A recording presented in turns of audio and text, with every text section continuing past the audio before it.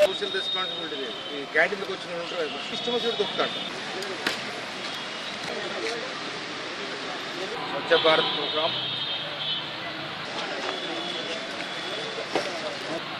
చేయడం జరుగుతున్నది.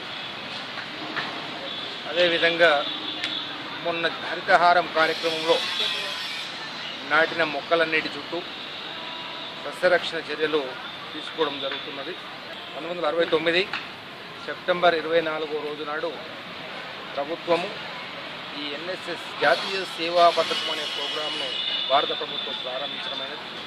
ఎప్పుడు యువతను అభివృద్ధిలో పాల్గొనేలా చేయాలి, యువతకు ప్రజా సమస్యలు అర్థం కావాలి, ప్రజా జీవన విధానం అర్థం కావాలి.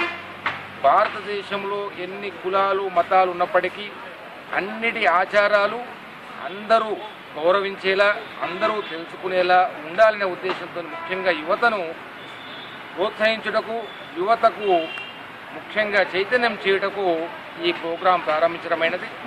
దీని సందర్భంగా ఈరోజు కళాశాలలో సీనియర్ ప్రొఫెసర్ వెంకటనారాయణ గారు మరియు రామానుజారావు గారు వీరందరూ వచ్చి పిల్లలను ఉత్తేజపరచడం జరిగింది.